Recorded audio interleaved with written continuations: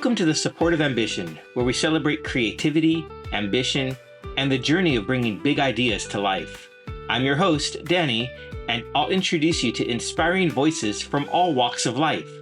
Artists, innovators, and dreamers who are pushing boundaries and redefining what's possible. This podcast is about the power of support, shared stories, and the belief that we're all stronger when we lift each other up. Thanks for joining us on this journey. Let's dive in.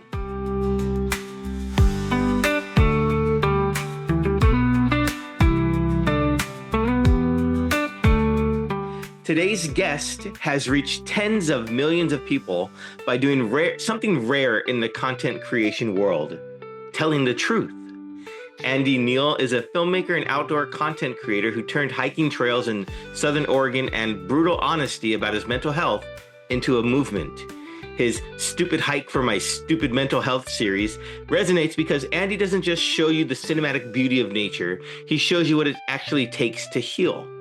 Through his weight loss journey, he shared every part of the process, the therapy, the struggles, the setbacks, and the long road of learning to trust his body again. He's created content for REI, Disney, and National Geographic, but more importantly, he's created a space where people feel seen. Andy, welcome to the Support of Ambition. Thank you so much for having me. I'm excited to be here. Yeah, it's really great to be able to talk to you. I came across your profile, I think it was on Facebook, and it really resonated with me. The way you were so open about your journey from your past of being an evangelical pastor to where you are today. First, I just want to talk about this massive following that you've built across multiple platforms. Take us back a little bit before that. When's the moment you decided to start sharing your story publicly, and what were you most afraid of? So I started sharing my story publicly right around when the pandemic was getting started. I had always loved social media. Like, my wife and I literally met on MySpace. Social media has always been like a thing. We met, she lived in Oregon, I lived in Vegas.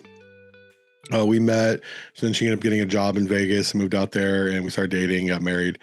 So it's always kind of been a thing for me. But around the pandemic in 2020, there wasn't a whole lot for me to do. I just started getting into hiking at the behest of my therapist. My therapist was like, why don't you try hiking? Because at the time I was just kind of in an existential crisis, trying to figure out what to do with my life. I just graduated film school. I left my old career as a pastor behind. Pandemic happened. There was nothing to do.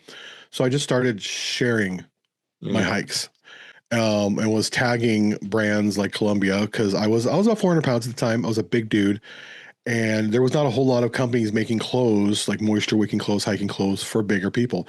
Columbia Sportswear was, like, at the time, the only one. So I'd post these videos, I'd post just pictures of me, and I would tag them in it. Eventually it got their attention. And they're like, hey, we like your look. We're doing more of an emphasis on plus size clothing, plus size outdoors people. Have you ever thought about modeling? And about 2 weeks before that, I had actually said, I think I'm going to try to get into plus size modeling. Oh, wow. So, okay. And it just kind of worked out. It was serendipitous. And I literally, within 2 weeks of saying that, they called me up and like, hey, we'd like to work with you.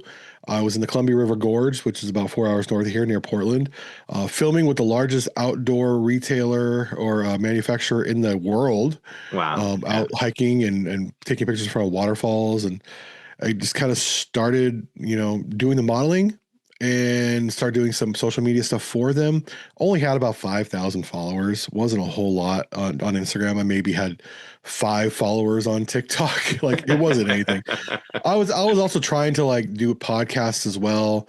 During that time, I started a podcast called the Hiker Podcast, which actually did pretty well, but it was audio only, and just for a while it was the number one outdoor podcast during the pandemic on Apple Podcasts. So it was doing well, but this wasn't a whole lot of, yeah.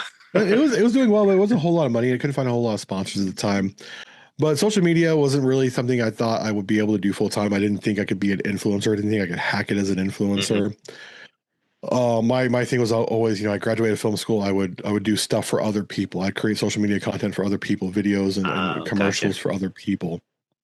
But then one day, January 2022, I've been doing a little bit of modeling. I'd worked with Eddie Bauer doing promoting some camping equipment they had. But one day I did this video called "Going for a Stupid Hike for My Stupid Mental Health." It was early in the year 2022. People were posting videos called "Going for a Stupid Walk for My Stupid Mental Health." I'm like, well, I can do that. I can do it as hiking, and it just hit. It's this funny music that goes with it, dun dun dun dun dun, dun, you know. And most people are just doing like one shot, and I was like, oh no, I'll do like reverse shot. I'll do like 6 different shots, different angles, getting out of the car, getting onto the trail, crossing a trail bridge, walking across, by the river, and it just took off. I remember I dropped off my daughter at school. I made the video because her school is near a hiking trail near the river. Made the video, posted it, realized as soon as I posted it, oh, there's a typo, took it down, edited it again, reposted it, which you're not supposed to do. Like they Right, say, don't right. do that. But I did it. It was like, I have 5,000 followers. Maybe 20 people will see this. Hit upload, drove home, which was about 20 minutes. I got home. I was like, this has 10,000 views. Oh my Wow. gosh. Wow. I had never had anything hit over like 4 or 5,000 views before. And that was in 20 minutes. I'm like, okay, this is going to do pretty well. 10,000 turned to 100,000. Like, oh, wow. At 200,000, I went ahead and posted it on TikTok. Okay. And Okay. then it just like immediately on TikTok, 1 million views. I'm like, oh crap. And then Instagram was like, hold my beer. And then it went to like 10 million views. At 10 million views, I started getting calls from like news agencies and local news and national news. Like, who is this guy? Wow. Okay. And it just blew up. And then brands were like, outdoor brands, especially. I'd already kind of been and had my foot obviously in the outdoor brands in the outdoor industry with Columbia and Eddie Power. And they were like, oh, with the hiking podcast as well, let's get with this guy. And pretty much immediately, ended up, I think right now it sits at like 38 million views, that original video. But that point on, it was like, I immediately was able to go full time into becoming a content creator. There was no looking back. I did follow-up videos of that afterwards, and each one of them got 2-3 million views. And was able to just share my journey of going outdoors and discovering the outdoors at the behest of my therapist. My therapist There said, you try, go. going for a stupid hike for your stupid mental health. Literally, my therapist told me to take a hike, so I did it. Your therapist made a content superstar. Yes, yes. And since that time, I've had a lot of other trends and stuff go viral. Audio go viral. I've done acting. I've done more modeling. I've shared my journey with my kids. We've adopted 3 kids from foster care. Our 2 oldest have special needs, and we've fought the state of Oregon to get them the mental health care that they were promised. Oregon ranks last in the nation when it comes to mental health services for children and teens. Oh, wow. I've testified from the Oregon State Senate Committee on Human Resources, and just really been able to be an advocate for mental health for the outdoors. I've worked with advocacy agencies, protecting the outdoors, and I've worked with brands like Disney and stuff. I get to do really cool stuff, and I get paid to do it. Yeah, And that's I jokingly say, as an influencer, I have the dream job of every 19-year-old in LA. As a 43-year-old living in rural Oregon.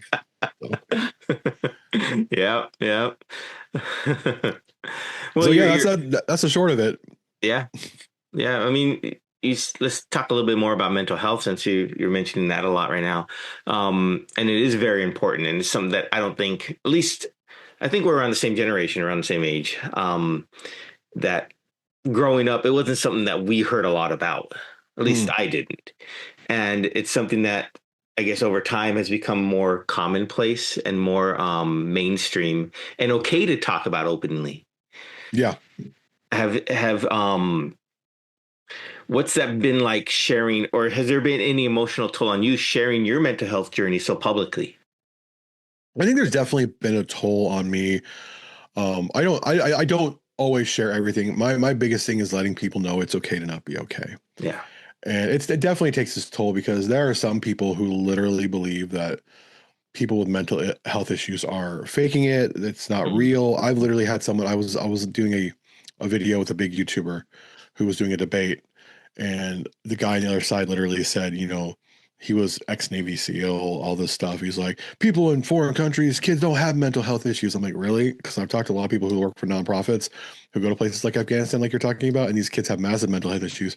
He's like, no, they have real problems there. I'm like, yes, I understand we live in the United States. We have first world problems. I get that. But mental health is universal. Yeah. And so there's that pushback from people who really believe that, oh, you need your safe space. You need this. I'm like, no, this is, we have to talk about these things.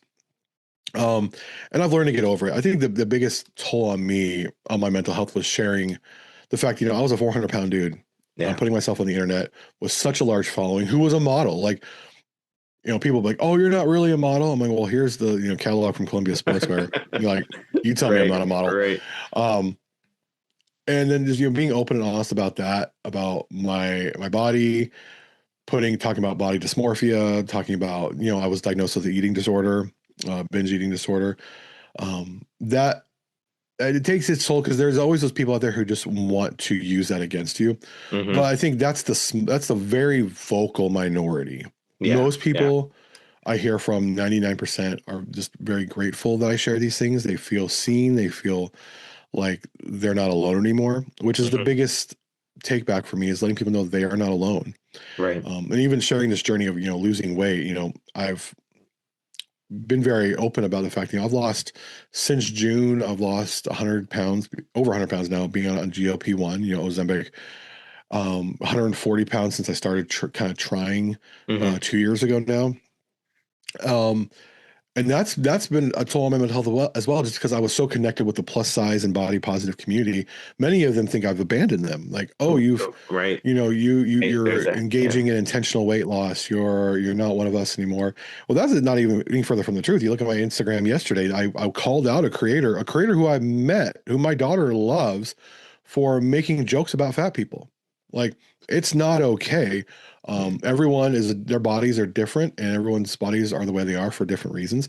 I Right. had mental health and physical health reasons why the way my body was the way it was, and it took me years to sink that in and figure it out.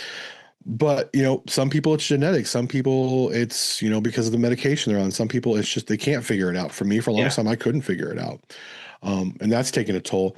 But ultimately, it's been so rewarding to see people's lives change because they saw a video I made and they decided, I'm going to go for a walk. Yeah. They've Yeah. decided, I'm going to Yeah. go make this phone call and I'm going to see a therapist. I am going to, whatever it is. Yeah. And that's been the most rewarding thing for me. I've had those days, I go to therapy. I have a therapist. I have those days where I don't want to get online. I don't want to create. And I take those breaks, and it's so important. But ultimately, I get the best job in the world. I get to do this, and I get to, you know, provide for my family. I get to take my daughter to the, VIP lounge at VidCon, and she gets to meet all our favorite creators, and I'm the coolest dad in the world. My wife doesn't have to work now because I'm able to provide for her doing this. So That's awesome. it's been so rewarding. Yeah. One of the things you mentioned about, or you talk about, is learning to trust your body again, and which Mhm. that's such a powerful phrase, I think, because it's hard, especially for me as well, for people to do that. Yeah. What does that process actually look like day to day for you? It's realizing that my body is not broken. Okay. I think as a person in a plus size body who tried everything for so long, every diet, every Yeah. exercise, every routine, I just thought I was broken. And then I got into hiking and I realized, I can do hard things even in a 360, 375, 400-pound body. I can do these things. It's going to take me longer. I'm going to breathe a lot harder. I'm going to be a lot sweatier, but I can do these things. And my body can do amazing things. Um, and so just that process, that journey for me has been life changing, realizing that my body isn't broken. I'm not broken. I just needed a little help. Um, Yeah. it just needed, medical intervention, and I also had to deal with the fact that I had binge eating disorder. I was eating as a way to soothe trauma and pain and suffering and stress. And once I got the handle on those things and realized my triggers and realized why my body was the way it was, and realized that, I taking responsibility for what I could, but also realizing there were some things that were just out of my hands. Mm, Um, that has been transformative for me. yeah. Yeah. I see. My wife and I like to watch a lot of those videos on the people's weight loss journey on like the Hmm. streamers, and a lot of the things they mention is that food is an addiction. Oh yeah. And Yeah. it's something that people I don't think realize that it's one of those things that they see drugs and they see, okay, that's bad for you, but they say, oh, food, you need it to survive. So how can that be something that you can get addicted to? And it is really is addiction when you look at it as, like you said, a binge or eating disorder. Is that something that you've been able to finally come to terms with, and well, obviously you have been able to change your perception around it, and how are you helping others hopefully grow and make sure let them know that it's okay? That that that is a really great way to put it, because food is something we have to have. We need Yeah, nourishment. right. We can't stop eating. If someone, has a problem with alcohol, they can stop, or they can work to stop drinking alcohol. If someone has a drug addiction, you stop taking the drugs. I can't stop eating. Right. Um, so it's one of those things, you're constantly faced with it. And so much of our society revolves around food, Mm-hmm. social Yep. situations, everything. There's food everywhere. Um, and so just coming to terms with the fact that I had a toxic relationship with food as a child, food was used to soothe me. And that's what I used. Food for me, I had never had a problem with alcohol, never had a problem with drugs or cigarettes or anything. It was food for me. And that's what I turned to when I was stressed, when I was, in, you know, dire situations. That's what comforted me. Coming to terms with that and realizing that in therapy, and then also realizing the bodily side of it, that there was this food noise that just kept telling me to eat, eat, eat, eat, eat, eat, eat. Some of that's genetic, some of that's the binge eating disorder. And then getting on a medication that just silenced that food noise. Like, Mm-hmm. I'm not not only am I not feeling hungry, my brain isn't telling me to eat all the time. Mm-hmm. And my body's actually able to get results from the work I've been trying to do on the trail and in the gym for so long. That has been absolutely revolutionary. And I think so many people, there's so much guilt and shame around food. Um, and we have to break the stigma around it. Like I said, I responded to a creator yesterday who made a very crass joke about fat people. Um, those kind of things really do hurt, because fat people are seen as lazy. They're seen as having no ability to have any self-control. They Right. can't Right. control themselves Right. around food. If they would just have a little self-discipline, they could change their life. Talk to any fat person. Which also, just a side note, I have no problem. I've never had a problem with the word fat. It's a descriptor. It's a description of a body type. Mm-hmm. I've always been like, we don't make it a negative term. Um, as fat people, we know we're fat.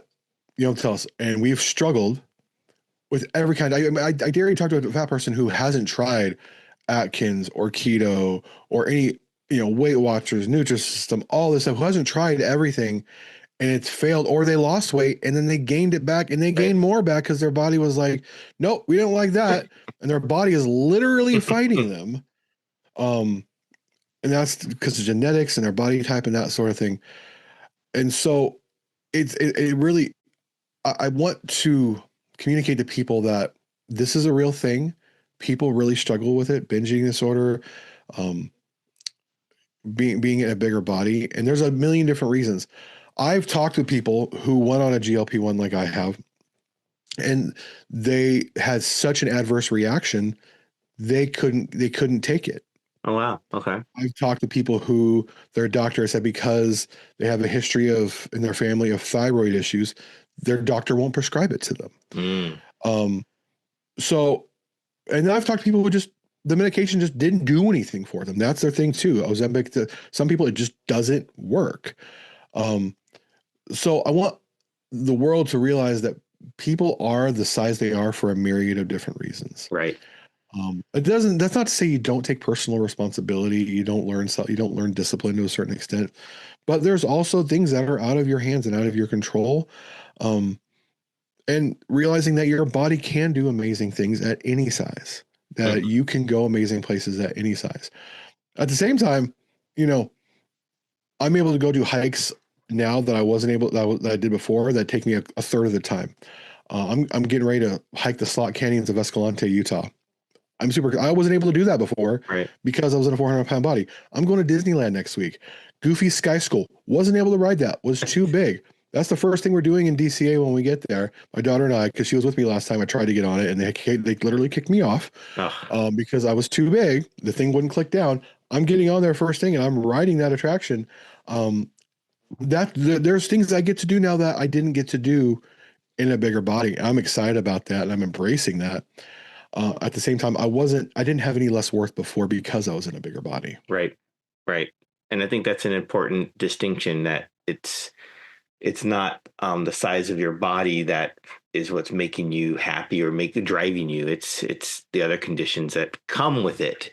Mhm. Your mental health, to be able to do things that you maybe wanted to do that you weren't able to before. Yeah, Absolutely, yeah. absolutely. Well, how has your relationship with movement changed since you started your hiking? Movement before was seen as a chore. It was seen as something I didn't want to do. It was seen as something that I was forced to do. Um, and when I got into hiking, it became joyful, even at 400 pounds. I would go out and hike every week. I would go and climb plateaus and mountains and cross rivers.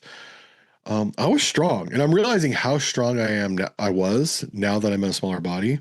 Okay. Like, oh wow, I'm really strong. I was really strong. I was able to do a lot of things. I mean, just think of the fact that I was carrying around 150 pounds that I didn't have Yep. that I don't have now. I Right. was carrying that around in my body on top of having a 30, 40 pound pack on me, hiking up mountains, backpacking 2, 3 nights. Like I was strong, and I'm even stronger now because I'm doing a lot of weight training and that sort of thing.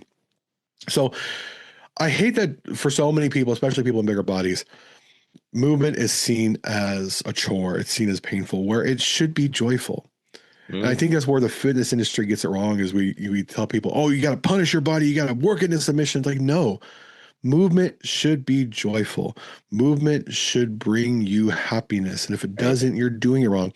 It shouldn't hurt when you go to the gym.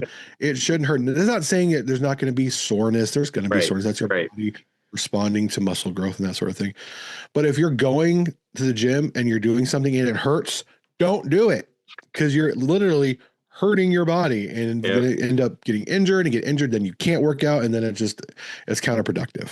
Yeah. I completely understand that. Well, what would you say to someone who wants to use nature or fitness for their mental health, but maybe feels a little intimidated by their current fitness level or just not knowing where to start? I would say just do it. Um, with the caveat, I always say the outdoors, fitness, hiking doesn't take the place of therapy. It doesn't take the place of going to a therapist, seeing a mental health practitioner. However, I understand at the same time that, that is cost prohibitive for a lot of people. Yeah. Insurance, being able to pay for it, transportation, whatever. I get that. So this is a little caveat, side note there. However, I know the outdoors is intimidating. Start small. Download All Trails or Strava. I like All Trails. I've worked with All Trails, full disclosure. But I was using it before.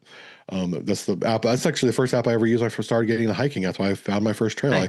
Someone said, try this All Trails app. I did it, downloaded it. I'm like, oh, look at all these trails around me. And find something non-intimidating, a quarter mile, find a trail at a park near your house. So many parks, public parks, have these spaces where you can go and just walk a trail. Just get into it slowly. Yeah. If you're even just worried about walking, I say walk to the mailbox and back. Then walk to your neighbor's mailbox and back the Mm-hmm. next day, and just work up to it, because it is intimidating. The outdoors, you walk into an REI, and I love REI. Um, you see all this gear and equipment. You see pictures and advertisements of people, conquering mountains and, going up to waterfalls and rivers. It can be really intimidating, but if you actually talk to the employees, they're great and they'll help you, get what you need. Generally, they don't try to oversell you. Um, but it's super intimidating. Yeah. Find some videos on YouTube. Find out, like, if you're just walking down the street, you don't need a pack with the 10 essentials of hiking in it, or in a park where you can see your car the whole time. But find out, green or blue spaces around you, wilderness spaces around you, and just go and just Yeah. hike. Take all the safety requirements. There's so many resources out there for hiking. On my channel and so many other channels. Just Google 10 essentials of hiking. What do you need? Get on All Trails. Find out what's around you. and go. Yep. It's there's whether you live in the forest, the desert, the mountains, the beach, the coast, there are these spaces everywhere. Even in cities, like you go to places like like Las Vegas. I was in Vegas a few weeks ago, hiked Red Rock Canyon. Love There you that go. place. Hmm. Los Angeles has Griffin Park right in the middle of the city. San Francisco has amazing spaces where you forget you're even in the city. There are spaces that you can go and get away from it all and just do it. Yeah. Just do it. Yep. Well, you live in Southern Oregon, which is Yes, I've seen pictures and I've heard is absolutely stunning. So, how has that specific landscape shaped your healing journey? just grew up a lot in the LA area and Las Vegas area. As someone who was a bona fide city kid, Okay. did not like going out in nature. My family would go out to Red Rock and be like, okay, the rocks are red. Big whoop. It's hot. It's dry. Let's get back in the AC. You're in Vegas. Yeah. You're like, it's funny because I went and hiked there, last month, and it was 70 degrees in January. You're like, Hmm. Hmm. I left sunburned because I didn't put on enough sunscreen. Like it's January and I'm sunburned. What the heck is this? Um, but even with Vegas, where we were from where we were staying, it was still a 30-40 minute drive to get there. We got down to Yeah. Charleston, had to shoot Yeah. down. Um, but here, I can be at some of the most popular trails or most remote trails in 10-15 minutes. Oh, nice. They're Okay. everywhere here. Okay. Um, which that in and of itself has really helped heal me because I don't get to, there's always places I don't realize that are around like, oh yeah, trails, okay, I can go hike here, I can go hike there. I'm only an hour away from Crater Lake National Park, the deepest lake in the Oh, wow. contiguous United States. um Beautiful, gorgeous. I got to swim in Crater Lake last summer. um just being in these spaces that are also, I mean, it was Southern Oregon. Everybody knows Portland area really well. In Southern Oregon, a lot of these spaces aren't well known. So I'll go and hike them and I'll be the only one there and I get to enjoy them. And not that I don't want other people to enjoy them or I get mad when other people are there. It's just, you go to a lot of wilderness spaces. Sometimes it kind of feels like Disneyland. Like there's so many Ah, cars yeah. there. So at Yeah. national parks, there's so Yeah. many cars there. Even at Crater Lake, if you go during the prime season in the middle of the summer, there's this line. I'm like, what am I doing? Waiting in line for a fast pass or something? Um, but there's here you have the evergreens, the rivers, the mountains. I was just before this interview, I was just out in the snow by the river, Oh, and wow. I can be in the snow in 20 minutes right now. I can be in the high desert in an hour and a half, 2 hours. I can be on the coast on the redwoods from here in an Wow. hour and a half. The California redwoods. I'm so far Amazing. down Wow. that I could be Yeah. right over in the coast in the California redwoods at the Redwood National Park. Um, and so just having this access here, I really don't take for granted how privileged I am to have such amazing access where I live, such amazing trails that are well maintained and that are gorgeous. And people come from all over the world to hike in the redwoods or hike at Crater Lake. We have the Pacific Crest Trail running right by here, Hmm. which is the trail that runs from Mexico to Canada. Um, it's a beautiful, gorgeous trail, and just hike sections of it. Like just go and hike sections of the Pacific Crest Trail. In the summer, it's really fun because you see all these hikers who start in Mexico and they're making their way up to Canada.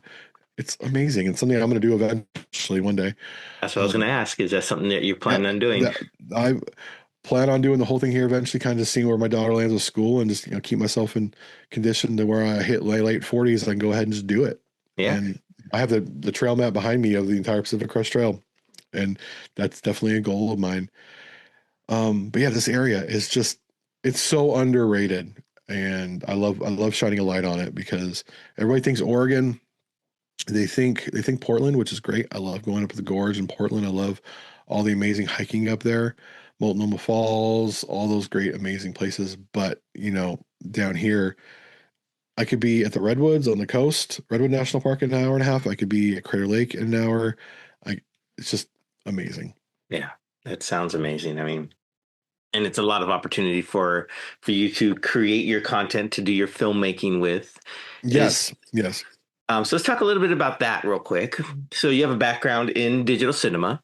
Yep. So how do you approach filmmaking side of your content? What's your process from concept to maybe even fully to a finished piece? Um, Really, I want to tell a story. Okay. I mean, even if you look at my stupid hike for stupid mental health video, there's a narrative there. That first video is 7 seconds long. And so I try to think of everything as I'm telling a story, a bigger story. You look at my stupid hike for stupid mental health video. Start off, I get in the car, I'm coming out of the car, I'm looking grumpy and angry, and then you see me going onto the trail. And it's a story. So Yeah. everything I do, whether it's me just talking to the camera or it's doing something funny or silly, I'm telling a story. And that's where the filmmaker in me really comes out, because I want to tell a story about mental health, about the outdoors, about access. I want people to be, enthralled by what I'm doing. I want them to be inspired. I want them to go out and, whether it's take care of their mental health or go for a hike, I want them to go do those things. Yeah. That's what any good filmmaker wants. They want their viewer to feel like they've been called to action. And so that's the approach I take is, there's the pretty views, there's, the good cinematography, there's making sure when, if there's audio there, that the audio is clear and good. Yeah. Those Yeah. are all practical things. But ultimately you're telling a story, and that's the approach I take with every video I make. That what is the story I'm telling? What is the call to action? What do I want the viewer to take away from this? Whether it's, a 7-minute YouTube video or a 7-second Instagram reel, what is the story here? Too many people try to just, it's I call it the Mr. Beastification. Everybody calls it that, of social media. Just try to be extreme and do all this stuff and big visuals, and that's great and that works for Jimmy. But people want authentic stuff and they want stories. Yeah. And you can Absolutely. have spectacle. Spectacle's great and they'll get you quick views, but is it going to be sustainable long term?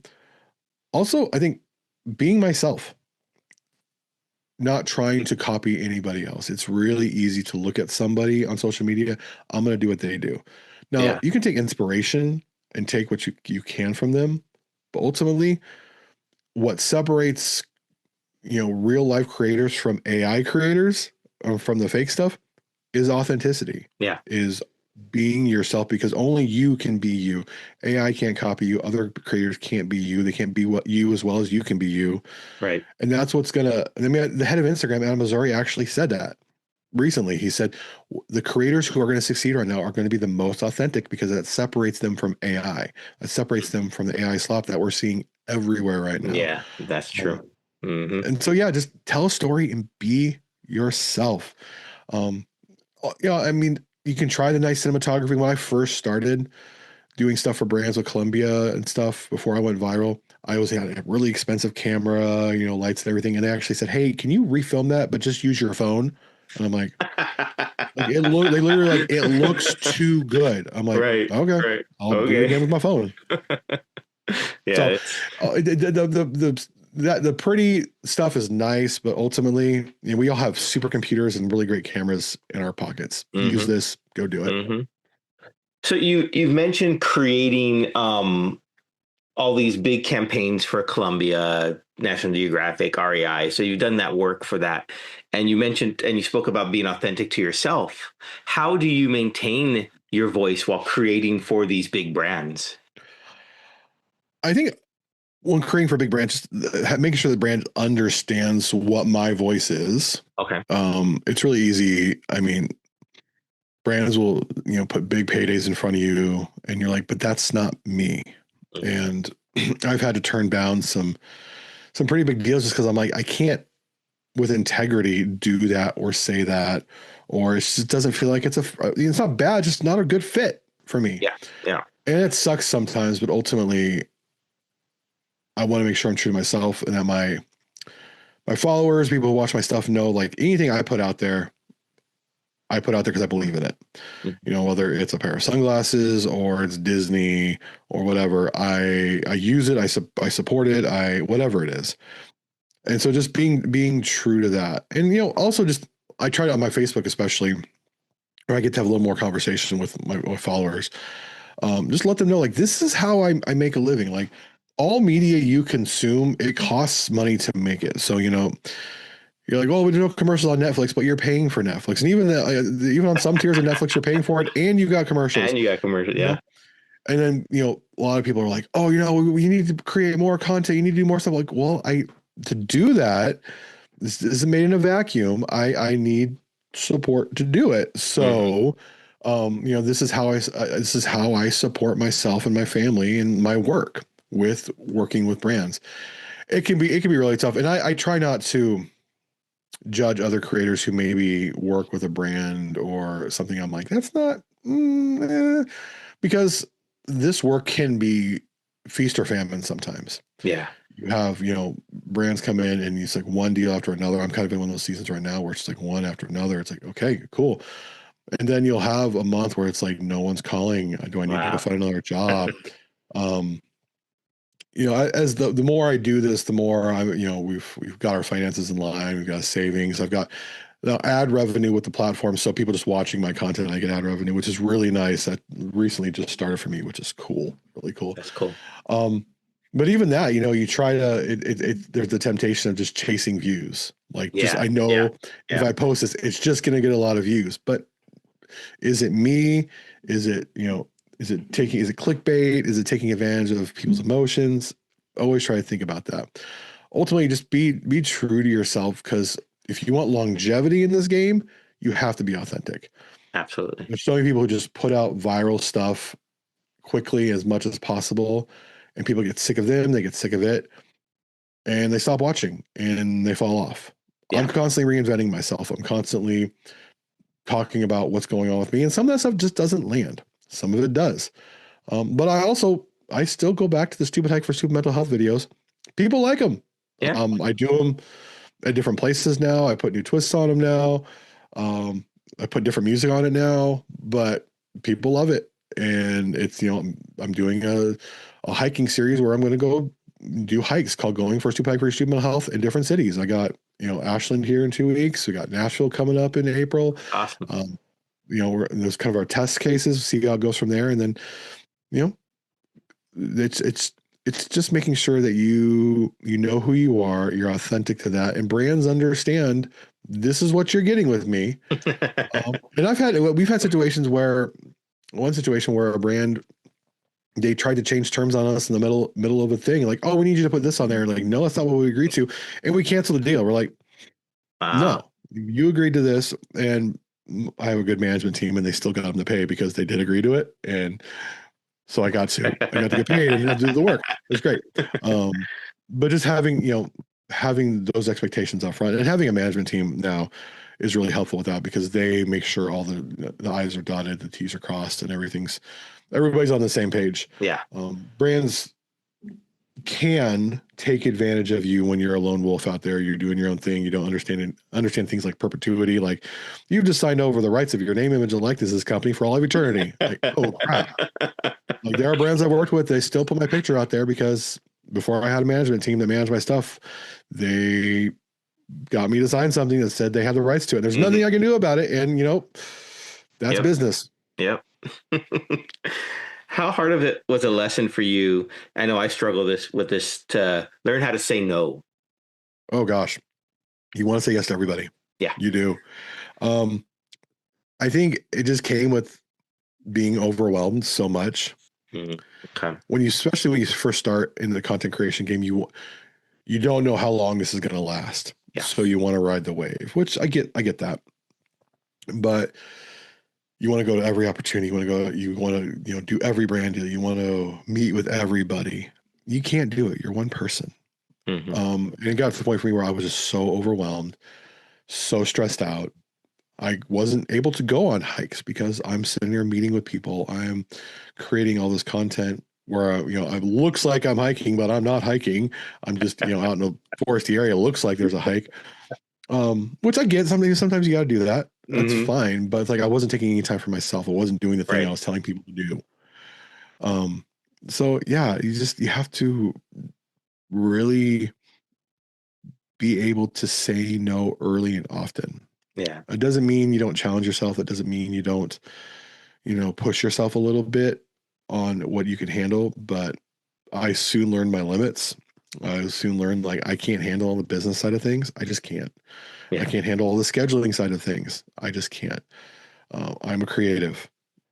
I like Yeah. being in the I forest. hear you. I like Hmm. filming. I don't Hmm. want to. I don't want to schedule this or that. I don't want to have to read through contracts and I don't even like booking my own. I have to fly somewhere for a brand deal. I don't like booking my own flights. Like, no, just take care of it. Just do it. Like, here's my TSA stuff. Just take care of it. Like, Yep. let me know when I'm supposed to be there.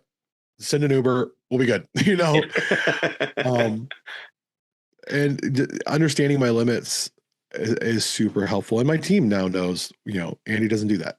Yeah. Andy won't do that. Or they'll run things by me like, we don't think you're going to do this. So we want to check with you first. Like, yeah, that's not my thing. Well, that's good. You have people there you could trust and lean on to for Yep. that part of it, which allows you and gives you more space to do the stuff that you do love to do. Yes. The Yes. And that's so key. I am good at I'm good at hiking and filming. I'm Andy Films and Hikes. I am good at creating content. Andy I films and hikes. Yeah. Yeah, I was a professional editor. After out of film school, I did a lot of professional editing. I'm really good at editing, but even that's getting a little overwhelming because the clip of content I have to make. So I'm looking at maybe hiring a assistant editor here soon. Um, but yeah, just I know what I'm good at. I know what I'm not good at, and recognizing that's helped me be able to say no. Yeah. That's that's key. That is very key. And I've learned that going forward that I have to teach myself and adhere to that from time to time. Yep. Well, being a husband and a father, does that factor into maybe what you say yes and no to in your Oh, content and your healing? oh, absolutely. They are my priority. They are why I do what I do. And it's hard. It's a kind of a double-edged sword because I am my own boss, because I get to, in a lot of ways, create my own schedule. My daughter has something going on at school in the middle of the day. I don't have to ask for time off. I just Right. go. Yeah. My daughter has, she plays AAU basketball. I just, I just go. Mm, She travels all over the state and all over Northern California. I get to go. I don't have to ask for time off work or worry about. nice. Like, I just go and do it. At the same time, there are times where I have to travel a ton all at once. All my traveling seems to always happen around the same time. And so it's like, I got to be going here. I got to go there. I got to go to New York. I got to go to Boston. I got to go here, which it takes me away from my family. And there are just times where I'm like, there's too much travel in here. I have to say no to one or two of these things because I need to be with my family. They need me around. At the same time, there are opportunities where it's like, this opportunity will be great for me and my family. It'll allow us to, we paid off tens of actually like hundreds of thousands of dollars in debt and credit card debt. Since I've been able to do this, people are like, oh, you're this big creator. You must have all this money. It's like, actually, we used a lot of the money just to pay off debt because we were in massive amounts of debt before, which has been really cool. We didn't live an extravagant lifestyle before and we don't live one now because we're getting our house in order. But yeah, I mean, it's definitely impacts what I say yes to, what I say no to. Also my privacy, like Interesting. Okay. understanding I go out in public all over the country now. I get recognized, not like, like I'm Brad Pitt or something, but like my family and I, we flew to Las Vegas 2, 3 weeks ago and sit down and right behind me. Hey, are you that hiking guy? Oh, Wow. can we get a selfie? And I'm always down to take a selfie with people, and my family's really cool with it. But just understanding there's always that possibility, not possibility, it always happens. Someone go out in public, I'm going to the grocery store, getting milk, and someone's like, hey, I love your content. Can I get a selfie? Yep.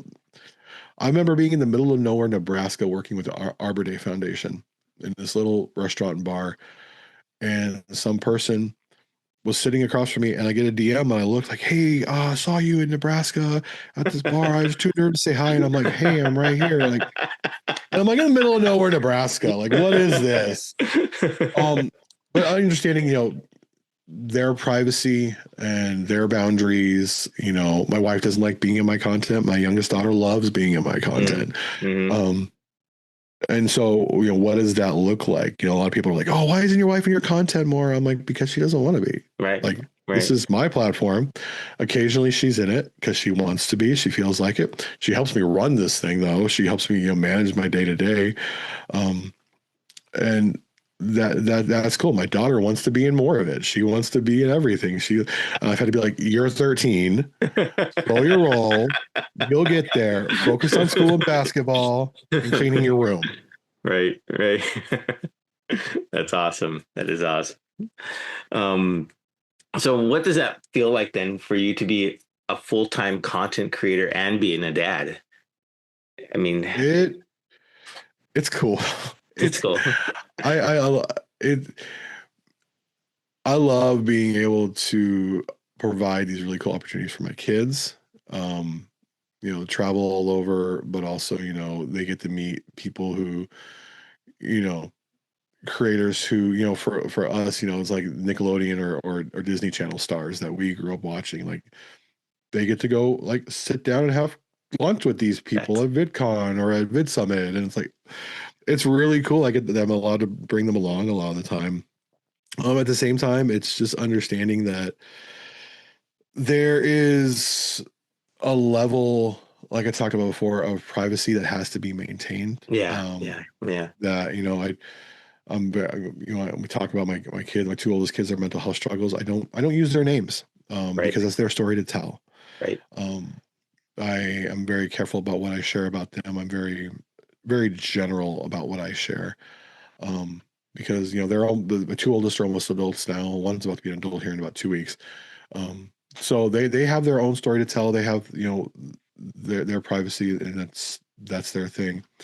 Um, the same thing, like my youngest, like she's taking a film class in middle school right now. She wants to do what I do, Wow, and that's so cool. and she's also freaking star basketball player. She's 5'11" and she's just turned 13. She has a Wow. size 12 in men's shoe. Like she's gonna play college ball. Like I know every dad says that about their kid. Like, no, this girl's good. She's gonna play college ball. Like she has the skill and the size for it if she keeps up with it. And it's like, okay, we're talking about NIL deals now. Like, okay, well, that's a possibility. We got an NIL deal for her. Me and her club together to do this NIL deal. We're real excited about it. It's something she wants to do, but also teaching her like, hey, online privacy, and this is Yes, what we share. This is what we don't share. Also understanding her social media account, I have 100% control over it. Like it's not on her phone, it's on good. my phone. That's And good. like here, you can look at the comments, you can look at this, you can look at that. But you're not posting without my approval and my Right. wife's approval. That's cool. Because there are some real creeps out there. Oh There yeah. really are. There really are. And just um, understanding that also everything on social media isn't real. I think my daughter more than anybody understands that because, you know, we create these videos and it's like, yeah, we did that in 17 takes. Like it Right. took a long time to do it. Like that didn't really just happen. That's for that's most social media creators. Like It is. you want to get it right. You want it to look good. And it like I filmed something yesterday. It was I looked at the camera roll. It was 27 takes to get it right. Got it right the 27th time. There It you was go. great, but you know, that's Hey. real life and just our kids realizing, what is real, what is not. Yeah, that's an You know, important distinction for, especially for the youth to understand. I mean, before for us, it was like, oh, we can't believe everything you see on TV, but now yep. it's mainly social media. And yeah, my Yep. goodness. What's the next chapter of your story then? Where do you see your work taking you? Um, Honestly, more long form content, which Oh, I'm okay. still trying to figure that out. Okay. Um, there's a lot of creators out there creating long form YouTube content, 5, 10, 20 minutes long. Hmm. I've flirted with like, tutorial videos, but there's a lot of tutorial videos out there. The stuff that resonates the most is me just telling stories, me just vlogs, old vlog style, John Green, Hank Green talking to the camera. Yeah. And that seems to be the stuff that resonates the most on YouTube. I think I just crossed 12,000 subscribers on YouTube, which is a big deal for me because I was trying to do YouTube before I ever went viral, and I would be happy if I had 10 subscribers. So, I also put my shorts on there as well. But, just kind of really this year has been my goal is kind of figure out what does long form content look like? Is it just me vlogging, which people seem to like? Mm-hmm. And then also this year, I want to get a more of a production team around me, people who can help me with the editing and the filming, and then there's traveling, just doing more traveling, more in-person speaking gigs. Um, I'm excited to be in Nashville in April, at Harkin Hall, 600 person venue, talking about my journey, just in person Wow. talking. Okay. People love that. And that's another thing as a creator, I would encourage people to start doing if you're a creator is do in-person events, like Yeah. do Okay. in-person meetups. That's going to differentiate you from AI because AI creators can't do that. You Right. can't go, we're going to have a hike in 2 weeks here in Southern Oregon. AI can't do that. And I'm shocked at the response I've gotten for, in-person events. Like, wow, okay, people really want to hang out. Yeah. So Yeah. that's going to be really a focus for the next year. Long form content, um, getting more of a team around me to support me, and then in-person events. Yeah. I completely agree with you. I think that's one thing we're going to see a boom in is live performances and in-person events, Mm-hmm. especially Yep. because people already are tired of the AI slop, right? Yep. They're done with it. They're over it. It's a fun little gimmick, I guess. It's not going to go anywhere.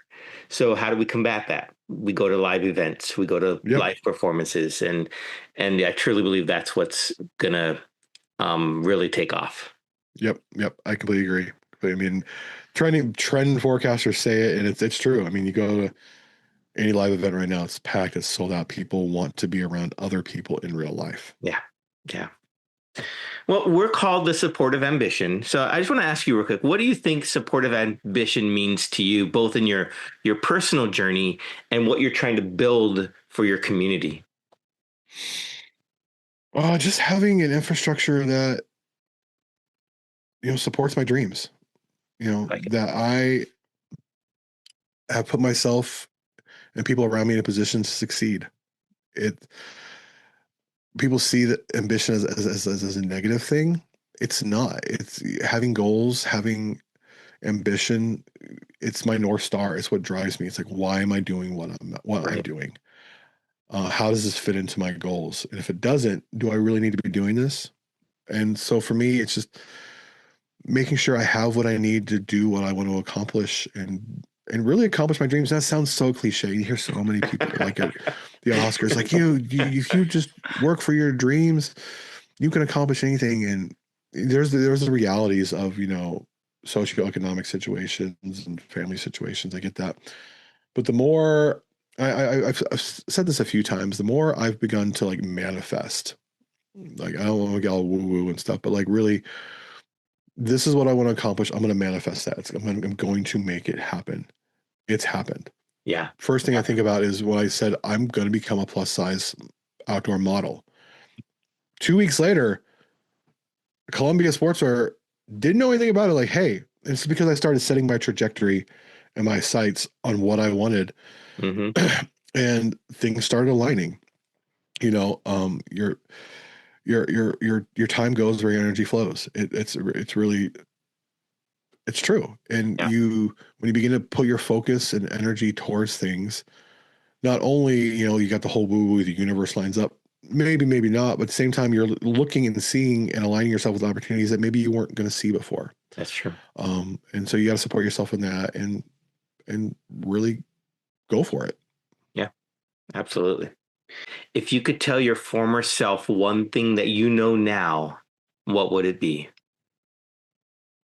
Oh gosh, invest in Amazon? No. Um, Actually don't. But Right. just be yourself. I spent so much time when I was a Disney podcaster, and I was, in film school, trying to be somebody else. And if you would have told me back in, 2017 when I started film school that I would find success in creative industries hiking on Instagram, like not even YouTube, on Instagram and this thing called TikTok, which at the time was called Musically, Right. which I vividly remember being at VidCon in 2017, and the Musically booth was up, and there was all these kids lip syncing and dancing the videos, and it was a little booth at the time, and Musically is what became TikTok. Hmm. And I remember saying to my friend there, I was there because I was working for a company that was making YouTube videos, and they sent me to VidCon. And I remember telling my friend who was there, like, Musically, kids, lip syncing and dancing to other people's music, that's not in vertical video, that's not going to go anywhere. If you would have told me then that that's what I'm doing now, Hmm. like my film school professors still make fun of me because I'm like one of their most successful alumni, and I make vertical videos for a living. Like, but I just learned to be myself and stop There you caring go. about what other people think. There you And go. so be yourself, be authentic, and it doesn't matter what other people think. I get called all kinds of names on the internet every day. I'm sorry they feel that way. I'm not for everybody. That's okay. But I'm living my best life. And that sounds so cliche, I know, but I really am. And Yeah. I'm loving it. And I'm loving the journey. That's wonderful. That is so great to hear. And yes, be yourself is something that I strive to as well. So if people want to follow your journey or along after hearing this, where's the best place? What platform do you think they should go to first? Instagram's probably the best place to go, at Andy Films and Hikes, but you can go Instagram, Facebook, TikTok, YouTube, or Substack at Andy Films and Hikes, one word. I am there. If it's anything else at Andy_Hikes Films, it's not me.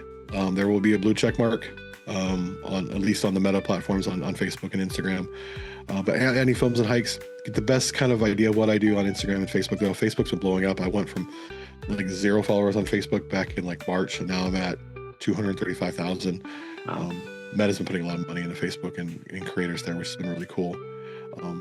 Kind of weird though. I'm big on Facebook, but yeah, I would say go to Instagram at Andy Films and Hikes, and then from there, you can find my other platforms. Awesome. Well, Andy, thank you for sharing your story. Thank you for taking some time with us here at the Support of Ambition. We really appreciate it. Awesome. Thank you so much. I appreciate it. It's been great. Thanks so much to Andy Neal for sharing his journey with us today. And of course, if you want to follow along with his hiking adventures and honest storytelling, find him on Instagram, Facebook, TikTok, YouTube, and Substack, all at Andy Films and Hikes.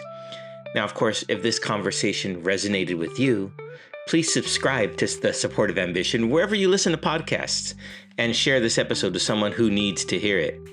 Stay connected with our community of creators, dreamers, and people doing meaningful work. Thanks for listening, and remember, it's okay not to be okay, but you don't have to do it alone. I'm Danny, and I'll catch you on the next one.